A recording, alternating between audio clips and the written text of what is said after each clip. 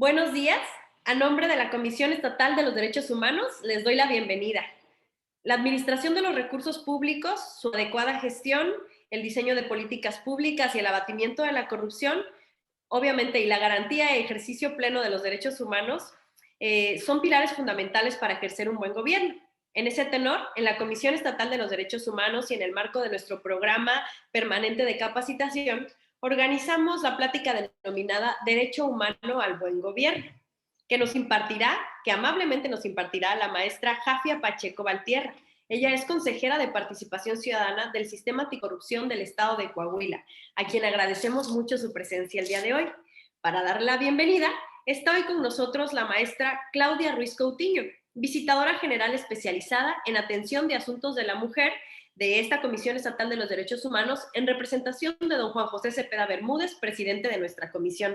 Adelante, maestra, y muchas gracias. Muchas gracias, Mariana. Muy buenos días a todas y a todos quienes están conectados el día de hoy para ser parte de este círculo de reflexión colectiva que semana tras semana llevamos a cabo en la Comisión Estatal de Chiapas. A nombre del licenciado Juan José Cepeda Bermúdez, presidente de la Comisión Estatal de los Derechos Humanos, damos la más cordial bienvenida a la maestra Jafia Pacheco Valtierra, consejera de Participación Ciudadana del Sistema Anticorrupción del Estado de Coahuila, quien nos hablará hoy del buen gobierno como derecho humano. Muchas gracias, maestra Pacheco, bienvenida a la Comisión Estatal, a esta tradicional plática de los lunes, y con la ayuda de personas como usted, se fortalece mucho lo que hacemos en cumplimiento de nuestro mandato constitucional, que es la defensa, la promoción, el respeto, el estudio y divulgación de los derechos humanos en Chiapas. La riqueza en estas actividades es grande, porque nos da la oportunidad de escuchar a quien imparte el tema y además permite la participación de diversos actores del sector público y de la sociedad civil, con quienes se opina, se conversa y se comparte. Un buen gobierno se logra con servidores públicos que tengan como guía, como carta de navegación, la observancia del derecho. Por ello es indudable que todos los días estemos ante escenarios nuevos. Por un lado, vemos mayor movilización social, la población está cada vez más inmersa en la lucha por sus demandas y por la libre manifestación de sus ideas. Esto naturalmente propicia que en el espacio público se confronten derechos individuales y derechos colectivos y se enriquezca la sociedad. Por otra parte, el Estado está llamado también a hacer un buen gobierno, a conducir la vida social de manera democrática, a superar la desconfianza y a plantear nuevos paradigmas. En la Comisión Estatal estamos convencidos de que el modelo de buen gobierno es la palanca para la gestión del cambio, y ese buen gobierno basado con enfoque de derechos humanos y con la corresponsabilidad entre sociedad y gobierno. Tanto en el diseño como en la aplicación de las políticas públicas, se debe colocar en el centro de todos los objetivos y con ellos las subjetividades, las creencias, los pensamientos, los contextos de las personas, a la persona humana en sí, y el camino es el respeto de los derechos humanos a efecto de que se convierta en un estilo de vida. Muchas gracias y enhorabuena, que sea de mucho provecho la plática de hoy. Gracias, Mariana. Muchas gracias, maestra. Muchas gracias. Pues para comenzar, antesito, nada más voy a permitirme leer brevemente la semblanza de la consejera y ya dejaría el micrófono abierto para usted, consejera, para que pueda comenzar con esta plática que nos va a impartir el día de hoy. La maestra Jafia Pacheco Valtierra es licenciada en Derecho con maestría en Ciencias Jurídicas con acentuación en Derecho Laboral Internacional, diplomado en Justicia Administrativa y Fiscal, y actualmente culmina sus estudios de maestría en Derechos Humanos con perspectiva internacional y comparada en la Academia Interamericana de Derechos Humanos de la Universidad Autónoma de Coahuila. Se desempeñó como abogada para diversas empresas en los despachos Asesoría Legal para la Industria SADCB y posteriormente en despachos Saltillo Sociedad Civil, conocido como Cavazos Flores Región Norte, litigando en varios estados de la República Mexicana, para después servir en defensa del Instituto Mexicano del Seguro Social. Trabajó en la Administración Pública del Estado de Coahuila en la Procuraduría de la Defensa del Trabajo y como directora de normatividad en la Secretaría del Trabajo de la misma entidad. Posteriormente, se desempeñó como secretaria de Estudio y Cuenta en el Tribunal de Justicia Administrativa en Coahuila de Zaragoza. Ha sido titular de diversas materias como Derecho Individual y Derecho Colectivo del Trabajo en la Universidad La Salle, docente adjunto en la especialidad de Derecho Laboral en la Universidad Autónoma del Noreste Campus Saltillo, así como la materia de Derecho Colectivo en la Facultad de Jurisprudencia de la Universidad Autónoma de Coahuila. También impartió clases en la Ciudad de México en el Instituto de Capacitación Monte Tabor Integridad para Ministerios. En ese tenor, diseñó y es titular de la asignatura Cultura Anticorrupción de la Universidad Civil y que también se ha impartido en la Universidad Autónoma del Noreste en modalidad de servicio social. Fue secretaria y presidenta de la Comisión de Indicadores, Metodologías y Mapas de Riesgo de la Red Nacional PC e integrante de la Coordinación Técnica de la Red Nacional de Comités de Participación Ciudadana de los Sistemas Anticorrupción. Ha escrito artículos como La corrupción y la confianza institucional, publicado en Metrópolis Coahuila Observatorio, Declaración de Interés, Mecanismo de Prevención e Instrumento de Rendición de Cuentas y Anticorrupción, en la revista Equilibrio Coahuila, entre muchos otros. Actualmente se desempeña como consejera de Participación Ciudadana en el Sistema Anticorrupción del Estado de Chiapas y está hoy con nosotros para impartirnos la plática Derecho Humano al Buen Gobierno. Ahora sí, muchas gracias, maestra, y para adelante, por favor.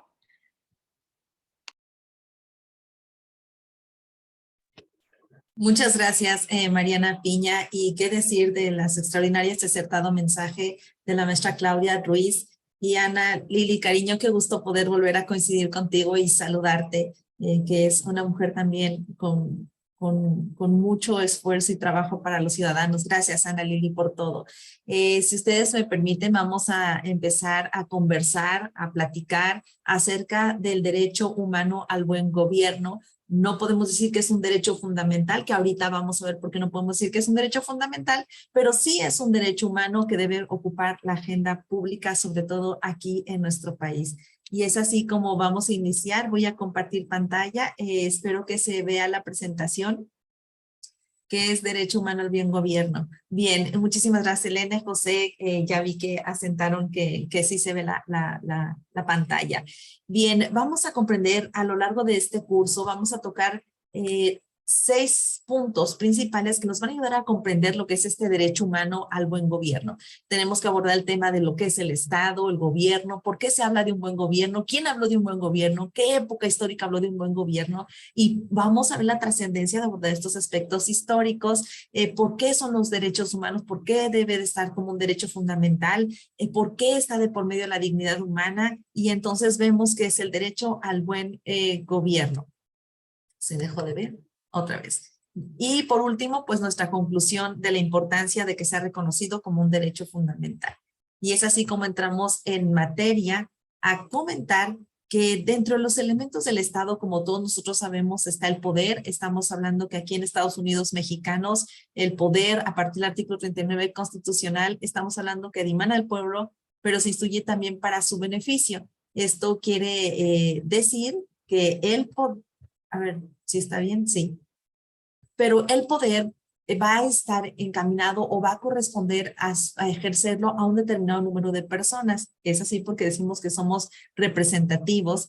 Y lo siguiente es que tiene un objetivo, que tiene que buscar conseguir los fines de lo que es el Estado, el bien público temporal, agregaron otros doctrinarios la seguridad y lo que es la justicia, aunque el bien público temporal pudiera incluir lo que es la justicia y lo que es la seguridad. Y por último, debemos de ver cómo es importante entonces un buen gobierno para no solo designar las tareas o quehaceres que vienen en la propia ley de lo que se debe hacer, sino también para que nosotros podamos tener una vida o una calidad de vida o una vida plena y por lo tanto pugnar por su reconocimiento. Bien, entonces vamos a empezar con lo que es el Estado. Si hay alguna duda, si es necesario intervenir, por favor, háganmelo saber y con todo gusto voy a estar atenta a sus comentarios. Bien, el Estado, vamos a utilizar una definición, me encanta recurrir a ella, de Francisco Pérez Porrúa, porque es una definición muy sencilla, no es compleja y nos ayuda a comprender los principales elementos del Estado, que habla acerca de los principales que lo formamos, que somos nosotros, los seres humanos, pero los seres humanos hemos decidido asentarnos en un territorio determinado. En este caso, en Estados Unidos mexicanos, que está en una federación mediante acuerdos entre estados, pero es una federación, por eso una república, una cosa pública que a todos nos corresponde, que a todos nos concierne, que hemos decidido tener un poder soberano, es decir, ejercer o la habilidad para ejercer determinadas acciones en beneficio de la propia comunidad, pero estas tienen que estar regidas por un orden jurídico que también es emanado de la propia autoridad, en este caso a través de lo que son los legisladores, entre otras funciones también materialmente legislativas que realizan otro tipo de órganos, por ejemplo, la administración pública, estatal, federal o municipal, y todo esto tiene o va encaminado hacia la consecución del bien público temporal.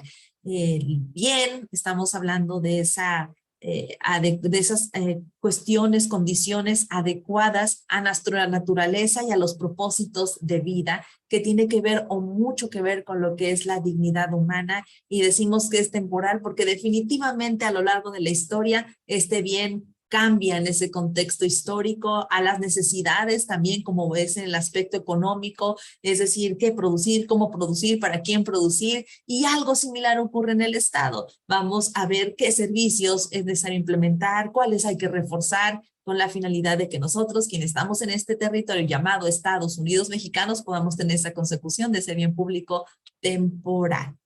En ese tenor, vamos a hablar que dentro del Estado dijimos que está un elemento que es el poder, como lo señalé en la introducción. Ese poder se ejerce a través de lo que es el gobierno. Dentro de su concepción griega, el gobierno es cómo vamos a dirigir, cómo se dirige un barco, cómo se conduce un vehículo y en qué dirección llevamos a quienes en ellos o a las personas que en él se encuentran. Esto quiere decir que está encargado de conducir a toda una comunidad política, a todos los que componen a esa población en un país determinado, en este caso México, con la finalidad de tener el bienestar común. Esto quiere decir que hay determinadas personas que ejercen este poder, pero no a su propia discreción o a su propio arbitrio, sino que hay una serie de responsabilidades inmensas que tienen esta serie de personas que ocupan estos puestos en gobierno, con la finalidad de cumplir ese bien público, pero a través de atribuciones que les son conferidas por el propio Ministerio de Ley, empezando por nuestro propio máximo ordenamiento jurídico, que es la Constitución Política de los Estados Unidos Mexicanos. Es así como podemos destacar una característica de lo que es el gobierno, y me gustaría referir a lo que mencionaba Burke acerca de la ciencia del gobierno, que hablaba acerca desde cómo debe ser la persona que detenta el cargo público, y que eso tiene que ver también con el aspecto del buen gobierno. Esto quiere decir quién es la persona, qué características tiene. Actualmente, por ejemplo, en el Código Electoral de aquí del Estado de Coahuila de Zaragoza, habla acerca de que deben de estar publicadas su declaración de conflicto de interés, sus declaraciones patrimoniales, se fomenta la declaración de no violencia de género, es decir, estamos buscando ciertas características en quienes van a ocupar en un momento dado el cargo de gobernador, que ya nos tocan elecciones el próximo año. Y esto tiene que ser con características de persona que es sagaz, que es observadora, que conoce su entorno, no nada más porque sí, se dicen las características que se requieren para ocupar ciertos cargos de elección popular. Y esto porque tiene que ver con esa identidad que se genera con el elemento de donde dimana el poder, que es el pueblo, para satisfacer sus propias necesidades. Y no puede estar divorciado quien está gobernando o este conjunto de personas de la identidad que debe de generar con todo el Estado mexicano. Hay diferentes formas de gobernar. ¿Qué quiere decir esto? Hay diferentes maneras de la constitución de los órganos del Estado, de los poderes y de la relación de los poderes entre sí. En nuestro país, cuando hablamos, ahorita más adelante lo vamos a tocar, acerca del Estado de Derecho, precisamente es porque la propia, una es el imperio de la ley, y en la misma ley establece cómo se va a estructurar ese poder que va a ejercer el gobierno de nuestro país, que va a conducir al país para la obtención del bien público temporal del que hablamos en un inicio de esta disertación. Y no solamente eso, dice, ¿quién va a ocupar el poder? Pero ¿quién es ese poder? Y entonces atendemos a la división de poderes, poder legislativo, ejecutivo y judicial, pero no podemos dejar de lado todos aquellos órganos del Estado que también entran en esa función de gobernanza, pero en sus áreas respectivas. Y hablamos, por ejemplo, de los órganos autónomos y cómo se relacionan entre sí para conducir el país de tal manera que nosotros los ciudadanos podamos sentirnos con paz, que hay justicia, que hay seguridad y que tenemos los satisfactores necesarios para poder crecer, no solamente en el aspecto económico, en el aspecto de estabilidad, en el aspecto emocional, y todo eso se encuentra inmerso en lo que es un gobierno que nosotros al final de cuentas calificaremos como en un momento dado lo decían Sócrates, Platón, Aristóteles, en bueno o mal gobierno, y que por ahí se llevaron sus críticas o Sócrates hasta su sentencia por atreverse a discutir respecto a las políticas manejadas en su época. Bien, ¿qué pasa en Estados Unidos mexicanos? Pues que hemos optado conforme a la Constitución política acerca de lo que es la democracia como forma de gobierno. Esa democracia en la que participamos los ciudadanos, aquellos que tienen mayor de 18 años y tienen un modo honesto de vivir, y decimos, ay, ¿y cómo decimos que es un modo honesto de vivir? Porque también nos dejan un cuanto tanto subjetivos ciertos criterios, pero atendemos a los criterios establecidos por el Tribunal Federal Electoral, que somos aquellas personas que respetamos la ley. Ojo, tiene mucho que ver. Ustedes van a decir, bueno, ¿y esto qué tiene que ver los ciudadanos con el buen gobierno? Mucho, porque el buen gobierno no solamente implica a quien está detentando el poder, sino cómo se interrelacionan con la población y cómo la población responde al gobierno. Y entonces una manera de aceptación y de ver la acreditación de quien está detentando el poder público. Por eso atendemos a este concepto de lo que es la democracia y su trascendencia que marca el artículo 39 constitucional del que hemos hablado en un principio. Para poder comprender este grado de democracia o de esa interrelación entre quién es el gobierno y quiénes somos nosotros los ciudadanos dentro de una democracia, me gusta referir a una definición que nos dio por ahí Abraham Lincoln, porque también es muy asequible y por ahí la hemos escuchado incluso en contingencias, lo hemos escuchado en algunas manifestaciones, que es ese gobierno del pueblo, por el pueblo y para el pueblo. Pero si nos acercamos a preguntar a las personas, oye, ¿qué consideras por ese gobierno del pueblo? Por el pueblo y para el pueblo, lo más seguro es que queremos con un signo de interrogación. Pero Abraham Lincoln hacía referencia a lo siguiente. Cuando decimos que es un gobierno del pueblo, es porque hablamos que esa dirección de actividades, de esas responsabilidades del gobierno que citamos en diapositivas anteriores, se realizan por órganos del Estado. Ya dijimos que estos órganos del Estado forman parte de ese gobierno. Lo segundo, que se instituye un gobierno por el pueblo que es designado por nosotros mismos en esa calidad de representación de los Estados Unidos mexicanos. Representativa. Y no solamente eso, que es designado por nosotros, sino que proviene de nosotros. Es alguien que tiene esa identidad de la que hablamos hace unos minutos. Y para el pueblo, porque toda la actividad de quien que salió, digámoslo así, que emergió de nosotros como población, pues va a encaminar ese quehacer con quien tuvo esa identidad, que somos nosotros mismos, un elemento del Estado. Es un error considerar el gobierno como un sinónimo de Estado, porque tan solo el gobierno forma parte uno de los elementos concernientes a lo que es al poder, para ahorita poder hacer ese distingo con otro elemento de los estados, que es la población, y un tercer distingo que tiene que ver con cuál es la consecución y conformación del Estado, que es el bien público temporal, y por lo cual que van a configurar características que van a distinguir a un buen o mal gobierno. Y entonces entramos al tercer aspecto rápidamente de lo que es precisamente el buen gobierno.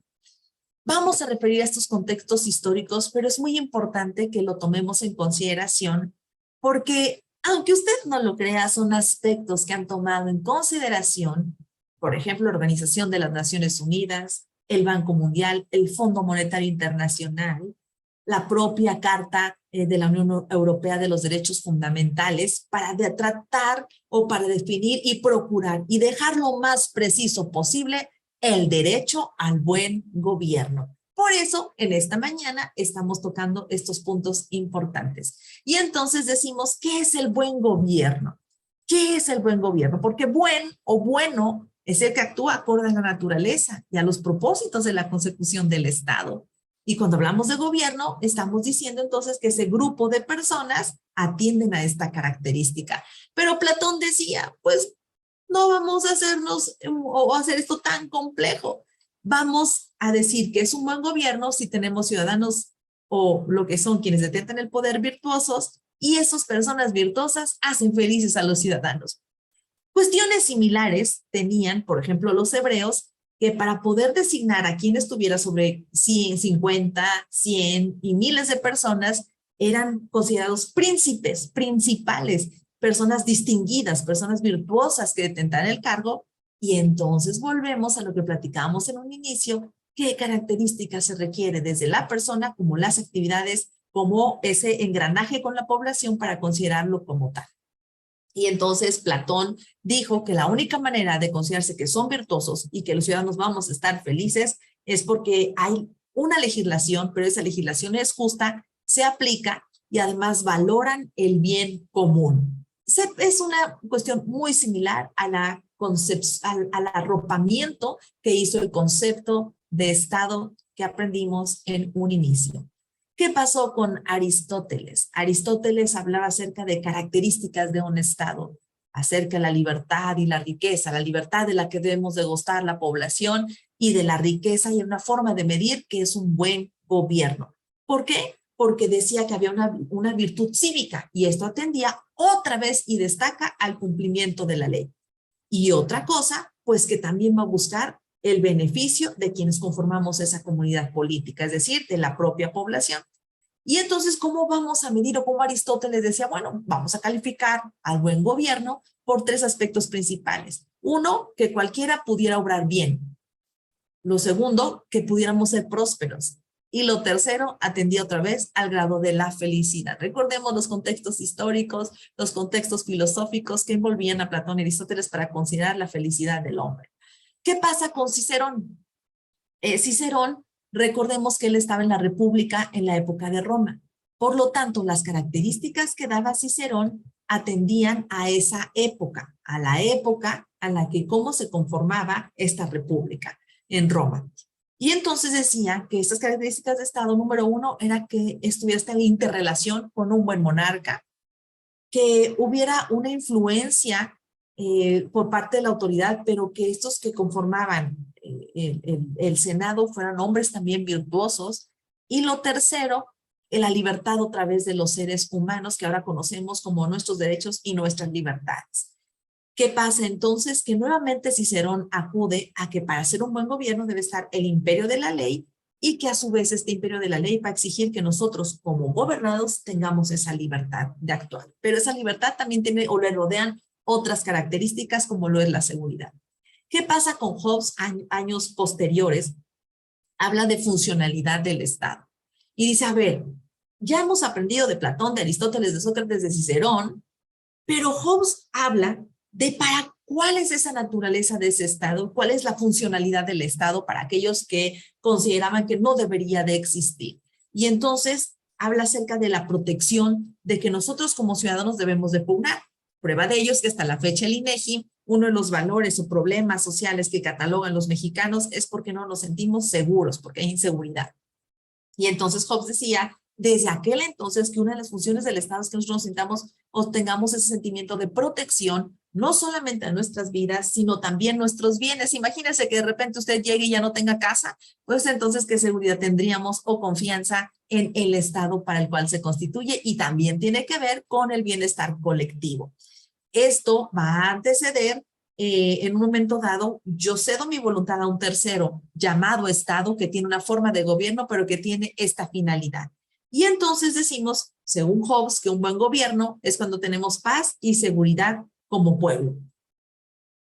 Relajémonos, porque estas son características, y esto los voy a hacer de manera más breve porque ya son más cercanos, siglo XVII en adelante, de cómo se consideran esas características del buen gobierno. Y esto, insisto, es indispensable para llegar a la comprensión del derecho humano al buen gobierno. Locke, por su parte, hablaba acerca de que cualquier forma de gobierno, igual que Hobbes, era proteger la vida también y nuestros bienes, pero también garantizar, agrega a lo de Hobbes, nuestras condiciones para que nosotros diariamente podamos gozar de ellos, disfrutar de ellos sin temor. Por ahí vimos o también recurrimos a Montesquieu. Bueno, sé que mi conexión es un poco inestable, pero ya hablamos de 1689 y 1755, bueno, cuando él tiene su existencia, Pero hablamos de que un gobierno dice que tiene una naturaleza, que lo hace. Pero quiero que veamos este segundo aspecto acerca de un principio que dice que es el móvil de toda la estructura estatal. Y este móvil de toda la estructura estatal dice que tienen que ser las pasiones de los humanos lo que deben hacer obrar. Esto qué quiere decir con esta pasión. Estoy hablando de la definición de pasión del desequilibrio emocional y que ese desequilibrio emocional tiene que ser tomado en cuenta por el Estado para poder lograr sus fines. No, me refiero a las pasiones, a la inclinación de la voluntad de los seres humanos, aquello por lo que hay su voluntad, por eso se llama a esas pasiones, a ese principio que debe tener un buen gobierno. Y entonces decimos que el Estado debe tener libertad política. ¿Y a qué se refería con la libertad política? Pues que el Estado está tomando en consideración el principio de a dónde se inclina nuestra voluntad, que es sin duda a nuestro bienestar, pues entonces significa que vamos a tener una confianza en quienes están gobernando. Por lo tanto, concluye diciendo que lo que es el gobierno debe tomar en consideración ese principio de nuestra voluntad, de la inclinación de nuestra voluntad, en el que podamos movernos confiadamente, sin el temor a que otro pueda en un momento dado provocar o nosotros podamos tener el temor de que un poder superior tiene algún despojo acerca de nuestras vidas, acerca de la propia existencia del ser humano, como es la muerte. Es la confianza con la que debemos de vivir en un Estado. Pero Rousseau después entra para procurar la libertad y la igualdad. Y entonces Rousseau en estas dos características, y quiero poner especial énfasis porque vamos a entrar a esos conceptos que en muchas ocasiones pueden ser subjetivos como el grado de igualdad y que incluye lo que es un buen gobierno. ¿Por qué habla acerca de procurar la libertad? Porque dice que independientemente de las facultades de actuar del ser humano sin transgredir los derechos de un tercero, es que deben estar dentro de un marco de la ley. Tanto el rey, el soberano, o en aquel entonces estamos hablando de lo que es el monarca, en este caso de quienes presiden o quienes están al frente como gobierno de Estados Unidos mexicanos, y que deben de estar regidos por lo que es una ley. Pero esa ley tiene una característica especial, que está manifestado, está impregnado de la voluntad general.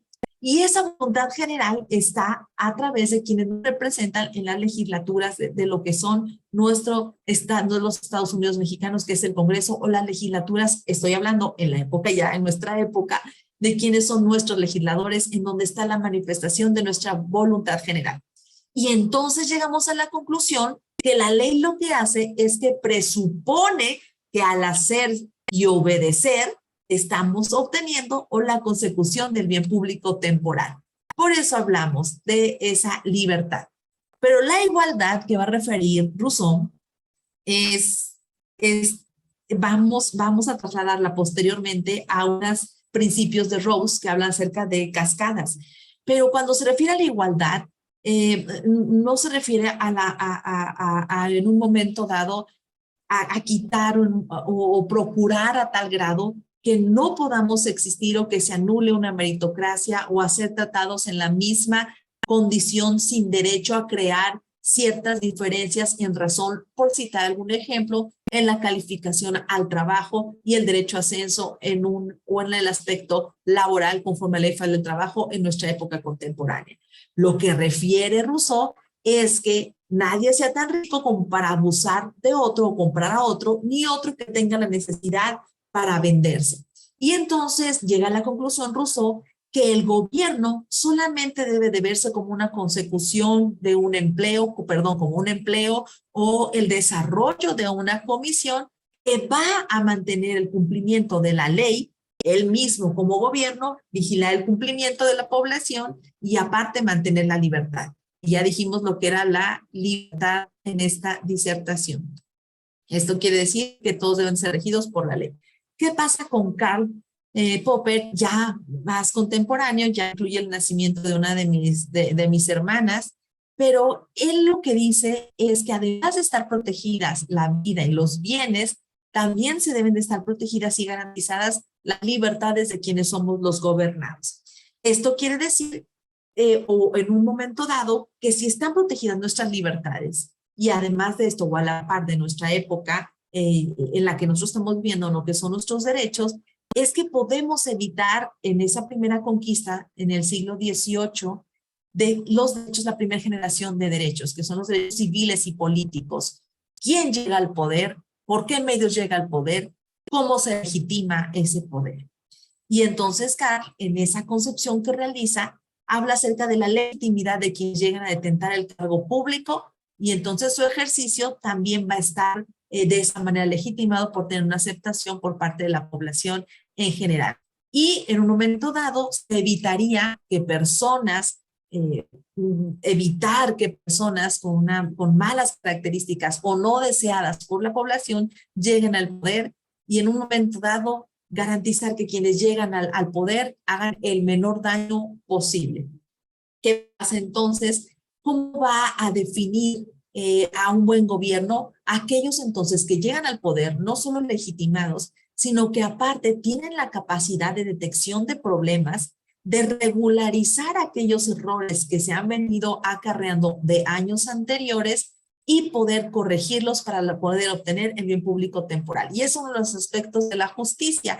Cuando decimos, ay, llegó alguien y va a aplicar la justicia, pues no se trata de consultar si queremos o no queremos sancionar a alguien, se trata de que la ley se aplique, y que es otra de las características que tenemos actualmente para decir si se cumple o no la característica del buen gobierno para poder llegar a lo que es la justicia, una de las finalidades del Estado. Y terminamos con John Rawls, que ya habla acerca de dos principios de justicia indispensables. Estos dos principios de justicia habla acerca de la repartición y reconocimiento de los derechos y libertades de los gobernados, es decir, un mínimo de libertades, un mínimo de derechos. Seguramente ustedes lo han escuchado en el sector laboral. Uno de los principios que se tiene en el sector laboral precisamente es la Ley Federal del Trabajo, reconoce unos mínimos que ningún patrón debe de vulnerarlos. ¿Qué pasa con los contratos colectivos de trabajo que buscan que estos sean mayores, pero nunca transgredir estos mínimos? Y es una de las propuestas que realizaba John Rawls, tener un mínimo garantizado de nuestras libertades. Y lo segundo, una justa distribución de los recursos, de las riquezas que van a beneficiar a aquellas clases que están pues menos afortunados. Ahorita vamos a ver cómo se refiere a esa igualdad, que es igualdad de oportunidades y la disposición de cada uno de tomarlas y crecer acorde a esas condiciones. ¿Qué hablamos entonces acerca de este primer principio? Pues que no solamente sean letras muertas, el derecho y las libertades mínimas reconocidas, sino que estos se puedan ejercer, porque no sé si le ha pasado a usted. El derecho a la vivienda, el derecho a la salud, el derecho a la educación, el derecho en un momento dado a tener una tributación de manera equitativa y acorde a lo que son mis ingresos, pero a veces vemos a los derechos humanos tan inalcanzables, tan irrealizables, tan lejos de nosotros, que entonces decimos, bueno, ¿y cómo se ejercen estos o cómo los aterrizo a mi vida real? Voy a las instituciones de seguridad social y resulta que no hay medicamentos, en este caso en algunos sectores de salud, resulta que no tengo la atención que merezco, la atención médica, y entonces se vuelven un cuanto tanto distantes los derechos. Por eso John Rawls decía que este buen gobierno deberían de ser esas maneras o reconocer esas libertades y esos derechos que realmente puedan ejercerse, pero no solamente los derechos, sino que también habla de esta bilateralidad acerca del cumplimiento de las obligaciones. Y entonces el buen gobierno tiene esa finalidad de mantener el orden y la seguridad pública, que no se logran sino es a través del reconocimiento y ejercer los derechos y lo que son el cumplimiento de las obligaciones. Y el segundo principio que tiene que ver, pues promover la justa distribución de las riquezas en igualdad de oportunidades, pero ojo, hay un principio de la diferencia, es decir, si queremos promover la igualdad que consagra, por ejemplo, la ley, nuestra Constitución, el artículo 4, entonces hay que reconocer que hay diferencias. Y entonces la legislación tiene que establecer las plataformas mínimas que reconozcan esas diferencias para poder tenernos en igualdad de oportunidades. Cito ejemplo educación en nuestro país. Si usted revisa la Ley del Seguro Social de 1973, sobre todo su exposición de motivos, habla de la condición de la mujer, y nosotros pues hacemos un recorrido histórico en cómo la mujer ha ocupado ese lugar en el sector laboral, que es muy diferente a cuando comenzaba esa revolución industrial. Y se nos damos cuenta en los legisladores que pues las mujeres, unas cosas que les impedía el poder ejercer el mismo derecho al trabajo y tener la misma estabilidad en comparación con la función que realizaba el hombre en el hogar, que ahora vemos que es una responsabilidad compartida y no solamente una ayuda, pues en esos momentos de la concepción de la ley del Seguro Social, se crean entonces las guarderías. Pero en la exposición de motivos no dice que para que los padres y las madres tengan acceso o puedan tener acceso con mayor facilidad al empleo, sino que hace referencia a las madres. Es aquí como nosotros entonces reconoce la ley de 1973 del Seguro Social una diferencia por cuestión de naturaleza biológica entre hombres y mujeres en igualdad para darnos igualdad de oportunidades y de ascensos en un momento dado. Y así llegamos a esta conclusión de John Rawls, que el buen gobierno debe de cumplir por lo menos 4 funciones bien sencillas. La primera le denomina la de asignación, en el cual hablamos en cuestiones o en materia económica, que es a través de los cuales, desde su raíz etimológica, economía, cómo nos administramos en casa para tener los satisfactores necesarios para poder vivir. Y por eso acude a esta primera característica, la de asignación, que un buen gobierno no nada más debe mantener precios competitivos y evitar un mercado irracional, hablando de cómo deben estar esos satisfactores en esos aspectos económicos que ahora hablamos del artículo 25 constitucional, en esa rectoría económica de los Estados Unidos mexicanos y cómo debe de ser, y entonces a quién le corresponde y la propiedad del artículo 27 constitucional.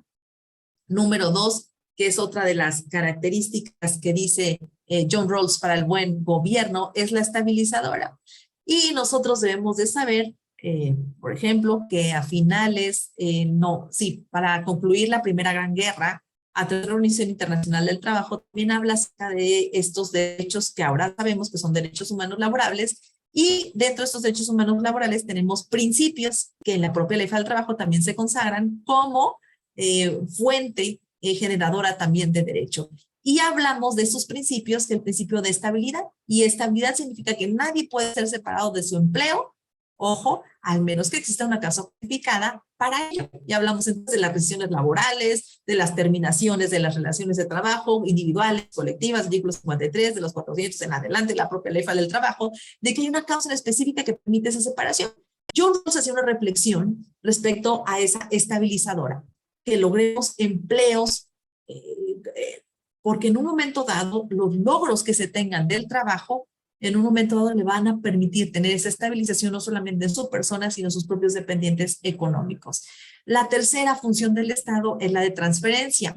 Seguramente los que están ahorita escuchándonos han de decir, ¿y es necesario recurrir a todas estas reglas de John Rawls, de Rousseau, de acudir a Cicerón, de ver desde Atenas, de Platón? Sí, aguanten, ya vamos a entrar a las características de este derecho del buen gobierno, pero ¿qué creen? Es prácticamente esas conclusiones de todo lo que estamos aprendiendo en a través de cada uno de estos filósofos políticos, de estos disertadores de su época histórica. La de transferencia, hablamos de un mínimo social aceptable.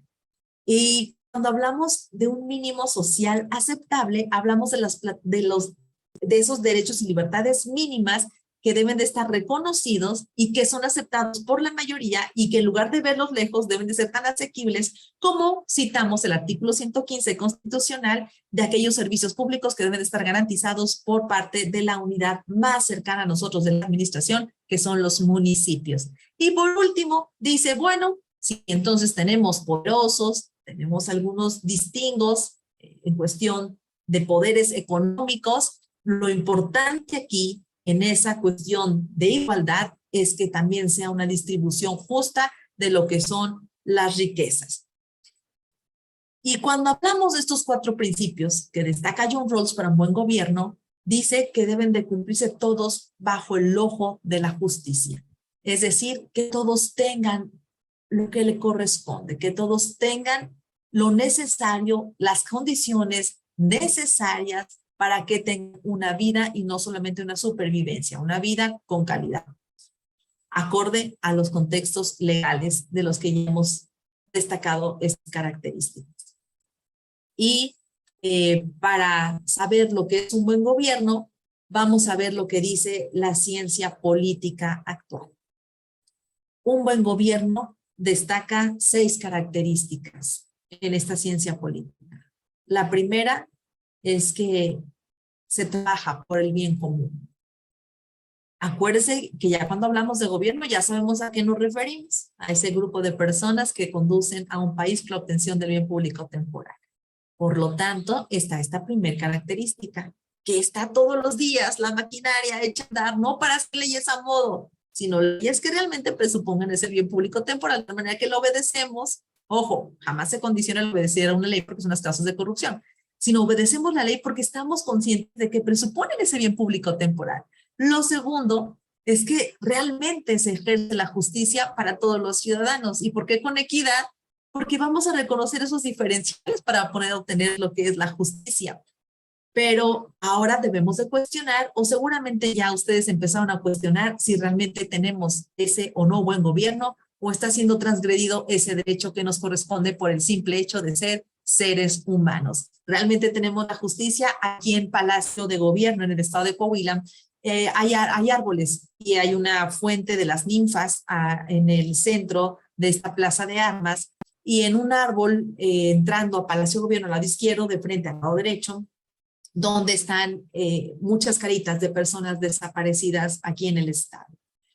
Y tenemos la ley de búsqueda de personas desaparecidas, pero es lamentable cada persona que día a día busca precisamente la justicia para que sea aplicada la ley a aquellas personas que ya han logrado en un momento iniciar un proceso en contra por este tipo de ilícitos penales, así como lo mayor de ellos, buscar a ese ser querido, a ese hijo, a esa madre, a ese hermano, a esa persona, compañero de escuela, al jefe, al compañero de trabajo que no se localiza.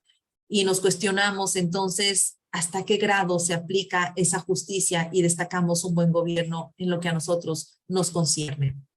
Lo tercero es el buen gobierno destaca esos vínculos con la ciudadanía, esos vínculos, formar ciudadanos virtuosos a través de estos vínculos, a través de la generación de mecanismos de participación ciudadana, pero la voluntad del Estado para generar mecanismos de participación ciudadana debe venir a la par, generar capacidades en los ciudadanos para saber cómo participar, cómo intervenir directa o indirectamente en el gobierno, como lo hace alusión Silvia Bolos, de manera directa en toma de decisiones, no solamente, como dice el INEGI, que solamente para consultas o para mera información, no.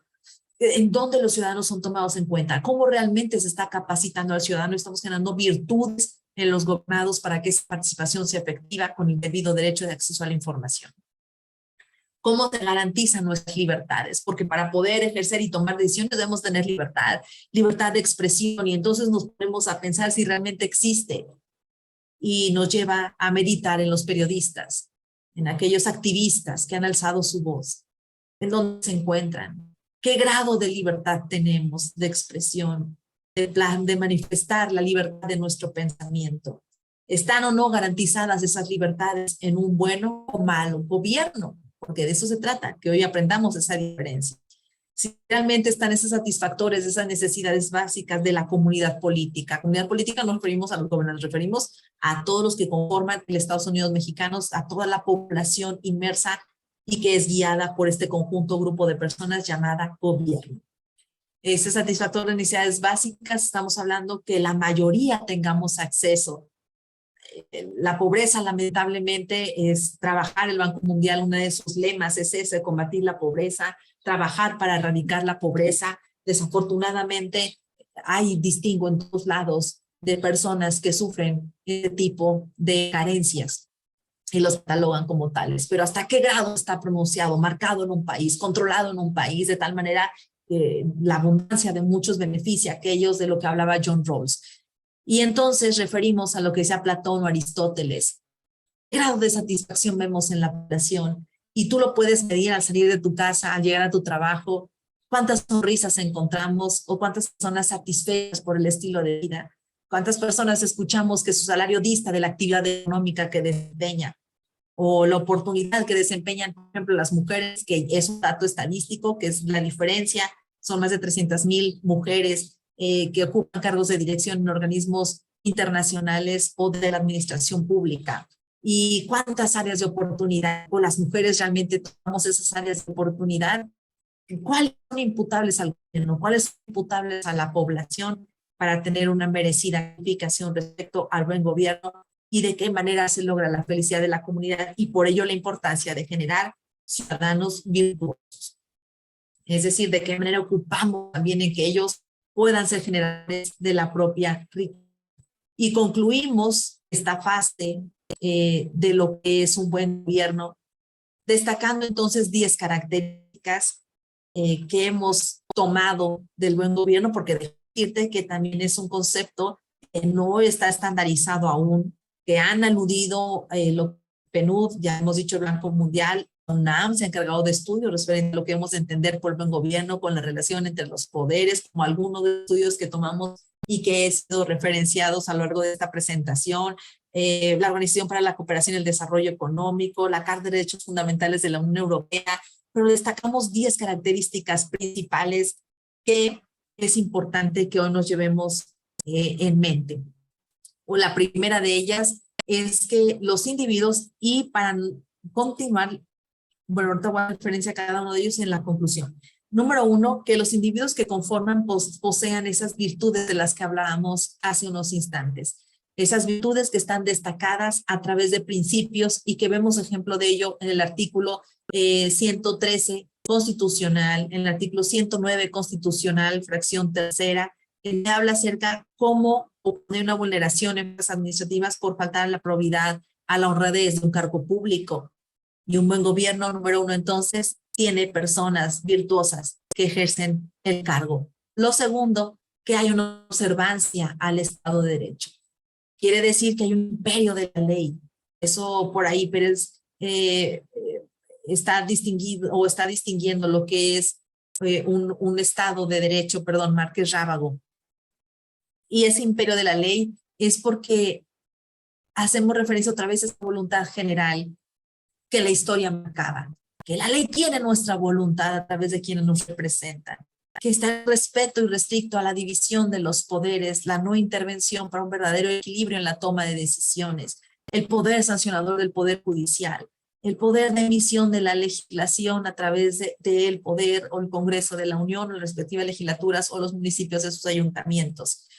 El tener el respeto por ejecución de las leyes a través de quienes detentan la presidencia de los Estados Unidos mexicanos, de los estados, de los municipios. Como nosotros tenemos el reconocimiento de los derechos, de las libertades. Y por último, cómo está la actuación de la administración pública al margen de la ley. Ese tipo de cuestiones son los que estamos hablando en el número 2, en la observancia al Estado de Derecho, con estas 4 características principales para poderlo catalogar como buen gobierno. Lo tercero, si hay esta igualdad basada en esas diferencias de las que hablábamos hace un segundo, cómo de manera sin inclinarnos hacia grupos o favorecer a unos cuantos, estamos buscando el bien público. Y entonces podemos decir que hay una imparcialidad. Si el Estado se está ocupando de sus fines, de tal manera que podemos decir que gozamos de bienestar. Hay instituciones garantes de los derechos humanos, como es la Comisión Nacional de Derechos Humanos, como es la Comisión Estatal de Derechos Humanos, instituciones reconocidas, instituciones que se ocupan de ver la violación de los derechos humanos, que crean vías alternativas y variadas para poder hacer llegar las quejas de los ciudadanos con una violación a sus derechos humanos y que ayudan a tener garantizados estos derechos humanos cuando son violados por alguna autoridad de la administración pública, por citar algún ejemplo. ¿Cómo se consagra ese mínimo de bienestar para los ciudadanos que están ya contemplados en nuestro máximo ordenamiento jurídico, en sus disposiciones reglamentarias, en los tratados internacionales que ya son vinculados y que ya hablamos de una justicia supranacional que no solamente ocupa a los Estados Unidos mexicanos para catalogarlo como un buen gobierno? Tan es así que hemos tenido sentencias de la Corte Interamericana de Derechos Humanos, como lo es el Campo Algodonero, como es el caso de Rosendo Radilla Pacheco, de todos aquellos estándares que debe seguir el Estado mexicano para poder tener ese distingo como buen gobierno. cómo se mueven los incentivadores de integridad, no solamente en el aspecto de la ética pública, de cómo los gobernados anhelamos ver los valores en quienes detentan el cargo público, sino cómo se promueven a través de los ciudadanos. Cito, ejemplo, el artículo 25 de la Ley General de Responsabilidades Administrativas, en donde vincula un sistema de integridad para el sector privado. Esto quiere decir específicamente las personas morales. Y es ahí donde incentivamos la integridad. Ojo, partimos de la legislación y de mecanismos para que ésta pueda llevarse a cabo y aplicarse. Otra característica, el combate a la corrupción, que es uno de los estándares que en mayor medida han abanderado actualmente el gobierno a través del discurso. Ese discurso debe guardar congruencia con nuestras realidades. ¿Qué tanta fortaleza tenemos en mecanismos que fuimos constreñidos a establecer en nuestro país, como son los sistemas anticorrupción, como lo es el involucramiento de las empresas a través del TEMEC en el combate a la corrupción? ¿Cómo se incluye a la sociedad civil organizada, individual o de manera colectiva en ese combate a la corrupción? ¿Cómo escuchamos a aquellos grupos organizados que de manera estudiada nos dicen estos son los diagnósticos de prioridad o priorizar en hechos de corrupción y faltas administrativas? Eso también cataloga un buen gobierno, pero ¿cómo es esa lucha eficaz contra la corrupción? Es que tenemos resultados. Ha avanzado no solamente en percepción de la corrupción, sino en menos víctimas de corrupción. El noveno punto, ¿de qué manera genera los resultados que estamos esperando? ¿Es eficaz? ¿No es eficaz? Pero ¿de qué manera los gobernados escuchamos los informes presidenciales de las legislaturas, de la administración pública, para saber si realmente se está cumpliendo o no, o con los resultados esperados? Ejemplo, en los planes de desarrollo federales, nacionales, estatales o municipales. Y por último, ¿en qué medida tenemos sociedades participativas? A través de un gobierno abierto en donde se garantiza la transparencia, ese derecho a acceso a la información y por otra parte la rendición de cuentas para tener una verdadera democracia y en tener también, por lo tanto, un crecimiento inclusivo, es decir, tomar en consideración aquellos grupos minoritarios o también aquellos grupos vulnerables que son completamente diferentes. Y en la siguiente característica, no solamente estos 10 puntos del buen gobierno que vimos fuentes de donde las tomamos, sino que también esa legitimidad del gobierno que también históricamente era considerado para tener un buen gobierno. La forma en que se llega al poder y la aceptación que se tenga por la ciudadanía para decir que es un gobierno legítimo. Y acudimos a otros autores para tomarlas en consideración. ¿Qué hacemos con estas características del buen gobierno? Bueno, para poder considerarlo, ¿por qué decimos que el buen gobierno es un derecho humano? Porque no olvidemos que los derechos humanos no solamente son porque están reconocidos en una norma jurídica, sino porque somos seres humanos, tenemos atribuciones inherentes a nuestra persona. La vida es un derecho implícito que no está reconocido literal, pero imagínate, si hubiéramos viendo para qué el derecho a la seguridad, el derecho a al acceso a la justicia, lo que es el debido proceso. ¿Qué motivo, qué razón tendría de ser el propio Estado si no estuviera la propia naturaleza, el propio ser humano? Entonces, estos derechos humanos son esas facultades, son esas instituciones que en un momento histórico van a pugnar por nuestra libertad, que debe garantizar el buen gobierno, nuestra dignidad, que debe de garantizar el buen gobierno, y la igualdad humana, que debe de garantizar el buen gobierno. Y estos derechos humanos, que son esas atribuciones inherentes al ser humano en cada contexto histórico y que busca su realización, debemos de pugnar porque sean reconocidos a nivel nacional e internacional, o deben ser reconocidos y deben estar reconocidos en esos ordenamientos jurídicos de estos niveles o de estos órdenes. Cuando están reconocidos, entonces decimos que es un derecho fundamental. Por eso decimos que el buen gobierno es un derecho humano. Es inherente a nosotros. ¿Quién no va a tener derecho a un buen gobierno? Si emana de nosotros como población. Pero no es un derecho fundamental porque aún no está reconocido en nuestras normas jurídicas, hablando en Estados Unidos mexicanos, que esté en la propia Constitución, una iniciativa en el 2020 por el PRD que se incluyera el buen gobierno como un derecho fundamental, y hablaban ellos como la Carta Fundamental de Derechos Humanos, de la Unión Europea, pero hacía referencia al derecho fundamental de una buena administración pública. A eso se refería esa reforma. Ahora decimos que es un derecho fundamental. Sí, hay derechos fundamentales que son explícitos, que están consagrados y lo leemos tal cual en la Constitución, pero hay derechos que son implícitos, que no están,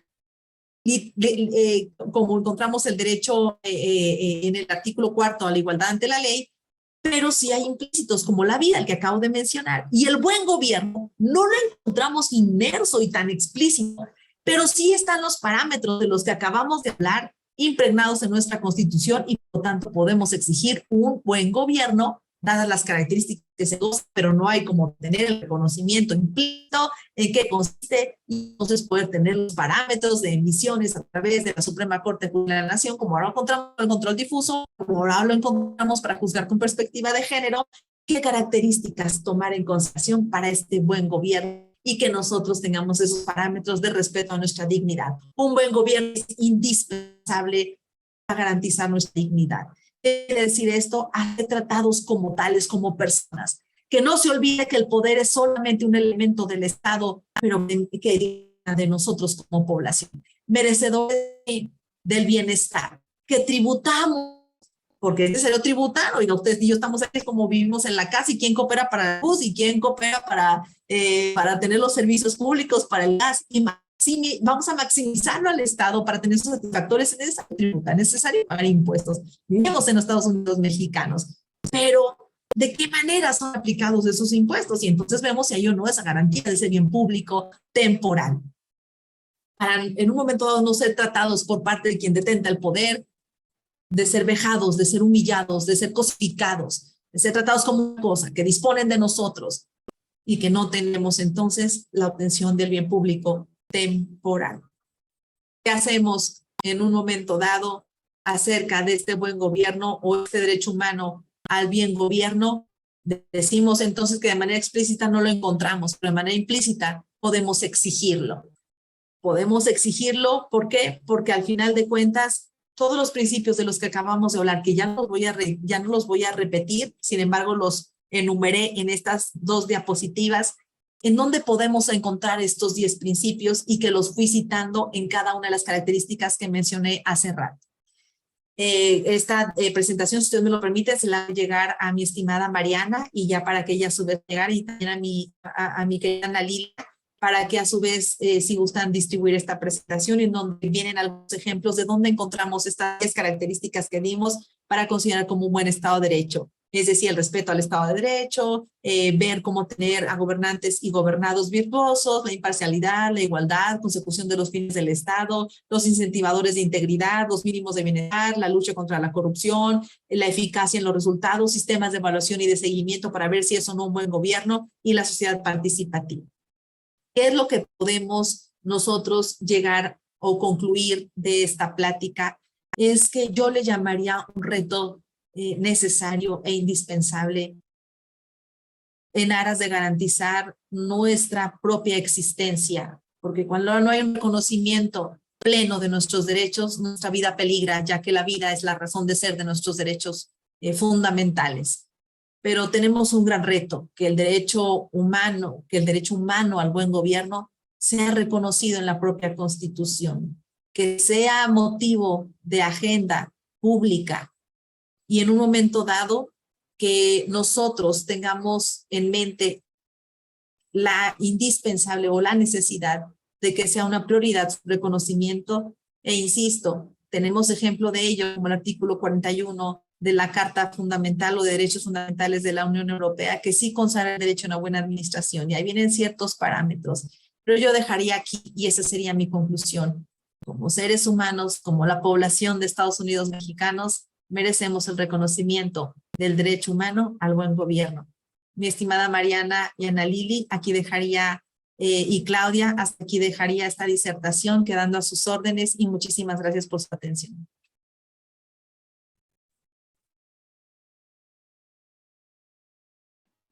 Muchas gracias, maestra. Muchas gracias por esta plática, esta ponencia tan interesante, tan amplia, que nos da un panorama pues suficiente respecto a las prácticas que podrían determinarse como buen gobierno, ¿no? Y sobre todo nos permite ver que se trata de un trabajo coordinado, interinstitucional, que no puede venir solo de una fuente, sino que debe de venir de todos los que conformamos en conjunto al Estado, ¿no? Porque pues lógicamente como Estado y como población perteneciente al Estado o parte integrante del Estado tendríamos que coordinarnos para poder ejercer prácticas de buen gobierno. o exigirlas en su caso. A mí me gustaría abrir un pequeño espacio para preguntas y respuestas. En caso de que alguno de ustedes tenga alguna pregunta, pudieran por favor ponerlas en el chat.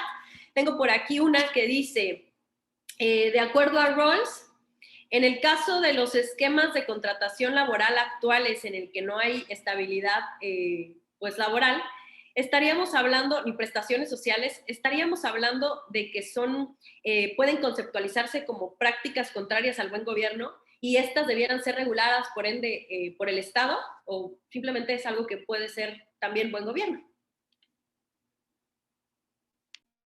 Estamos hablando de que el buen gobierno garantiza el Estado de Derecho. El Estado de Derecho tiene el reconocimiento y aparte debe de garantizar los derechos humanos y las libertades. Uno de los derechos que encontramos en el artículo 123 constitucional precisamente es el derecho al trabajo. Y de los principios que se destacan derivado del artículo 123 constitucional y de la propia Ley Federal del Trabajo es de la estabilidad laboral.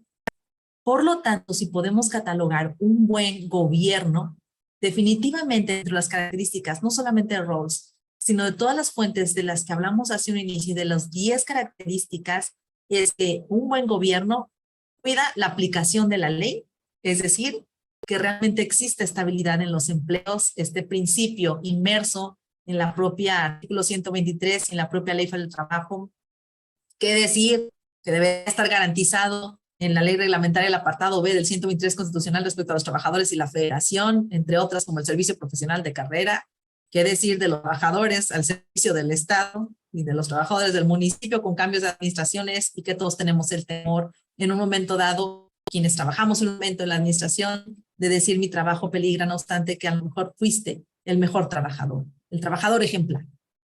Y entonces ahí nos damos cuenta para catalogar este buen gobierno de qué manera se aplica la ley, de qué manera lo está garantizando.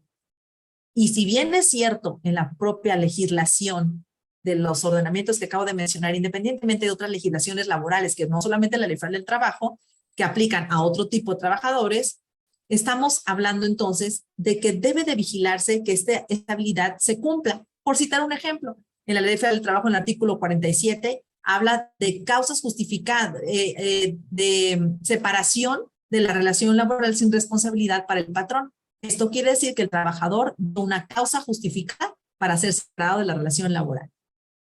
Cuando esto sucede, se crean sanciones y estas sanciones es que una vez que se acredite que el trabajador no dio una causa, pues el patrón pague una indemnización o en su caso si él pugna por la reinstalación y si no lo reinstalan, 20 días por año de servicio, pensiones promocional, aguinaldo, antigüedad, etcétera, entre otras prestaciones que tiene que cubrir el patrón.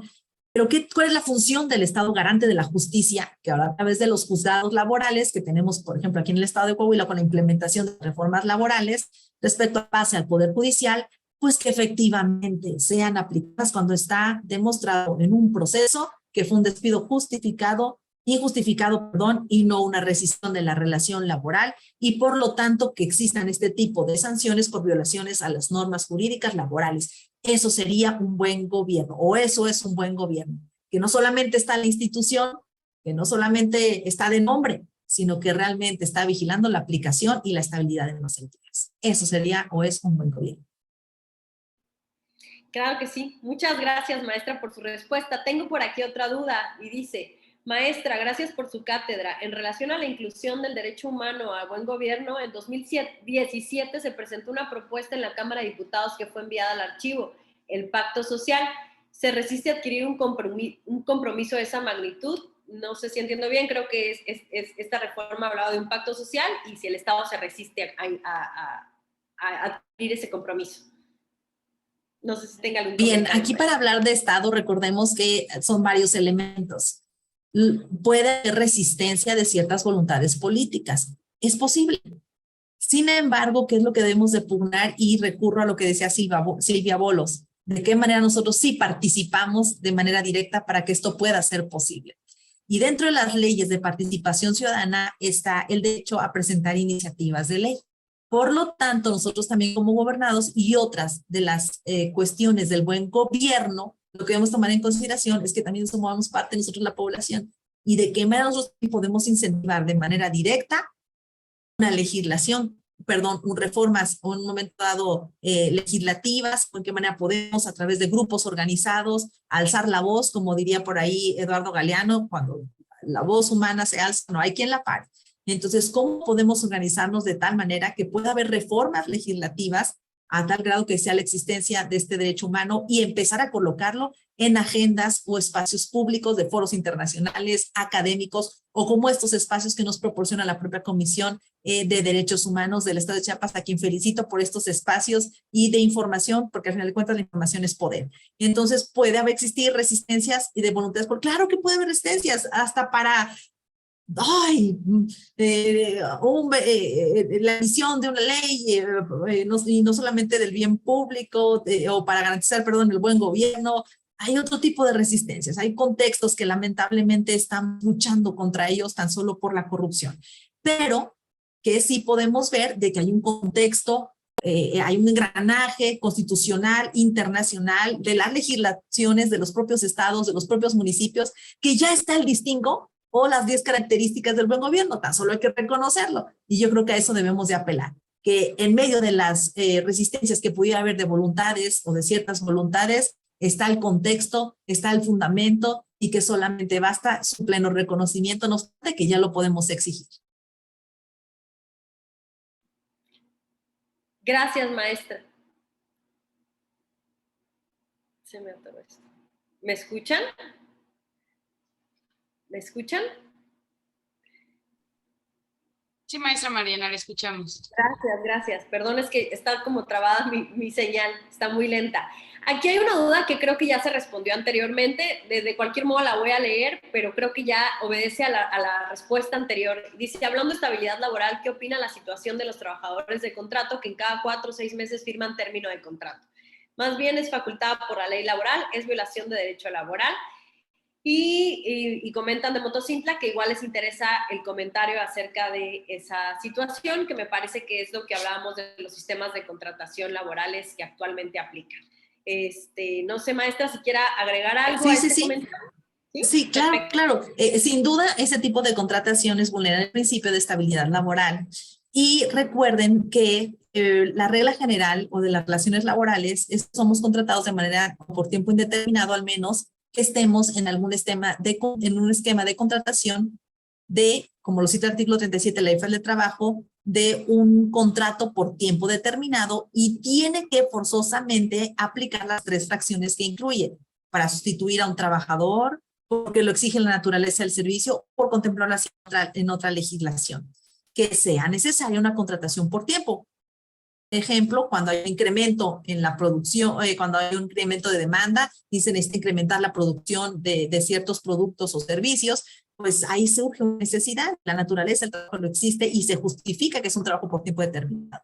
Ya tenemos afortunadamente criterios por parte de la Suprema Corte de Justicia de la Nación y entonces está la presunción de que cuando hay un contrato que no justifica un tiempo determinado para obra determinada o para temporada, como ya lo maneja la propia ley, o de manera continua, pero por temporadas, ya tantas modalidades, ¿verdad? Que nos incluye la propia ley, que incluye capacitación o periodos de prueba, pero cuando hay este tipo de contratos que son reiterativos, que no se justifican conforme a la legislación, uno, hay una violación a la estabilidad del empleo y lo segundo es que ya presupone que la relación laboral no es por tiempo determinado, sino por tiempo indeterminado y por lo tanto el derecho al reconocimiento de antigüedad por la firma de todo ese tipo de contratos. Estamos hablando del apartado del artículo 123 del apartado A, y cuando referimos a la cuestión o al derecho burocrático, que fue a partir de 1960, que ya se consagra en la Constitución Política de los Estados Unidos Mexicanos y las leyes reglamentarias, y ya cada estado que tendrá del estado y de sus propios municipios, no quiero imaginar Oaxaca, pues toda la legislación que tiene todos los municipios, licenciados,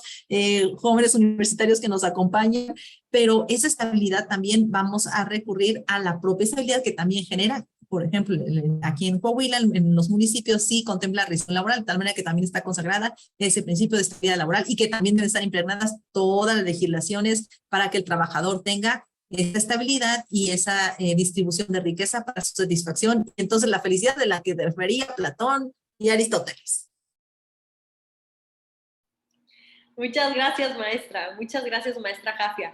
Pues nada, yo creo que terminamos aquí con esta sesión de preguntas y respuestas. Hay muchas felicitaciones también en el chat y bueno, definitivamente de parte de la Comisión Estatal de los Derechos Humanos del Estado de Chiapas, agradecerle por esta ponencia, esta plática que nos brindó el día de hoy y la posibilidad pues de conocer un poco más acerca de lo que se interpreta o se conoce como buen gobierno y las formas que tenemos las y los ciudadanos de participar activamente en nuestro Estado. A mí me gustaría mucho proyectar el reconocimiento de forma simbólica que tenemos aquí en la comisión, a usted, a su ponencia, a esta destacada ponencia, que pudiéramos leerle y lo leo rápidamente. Dice: la Comisión Estatal de los Derechos Humanos del Estado de Chiapas otorga el presente reconocimiento a la maestra Jafia Pacheco Valtierra por impartir la plática Derecho Humano al Buen Gobierno el día 10 de octubre de 2022, Tuxtla Gutiérrez, Chiapas, y firma don Juan José Cepeda Bermúdez, presidente de esta comisión. Muchísimas gracias, maestra Jafia, por esta ponencia, gracias por estar con nosotros y por acompañarnos, y pues esperamos poder coincidir en eventos posteriores entre ustedes allá en Coahuila y nosotros aquí sería un acierto. Y le agradecemos mucho. Agradecemos también a todas las personas que están y que estuvieron hoy con nosotros aquí acompañándonos en esta plática. Al contrario, yo muy agradecida de darme esta oportunidad de servir. Quedo a sus órdenes, Diana. Agradecimiento también a la maestra Claudia y sin duda a mi estimada Ana Lilia, quien envió un abrazo con muchísimo cariño, y a todos ustedes gracias por su atención. Muchas bendiciones. Excelente semana. Muchas gracias a todas y a todos y bueno, pues nos vemos la próxima semana. Gracias y hasta luego.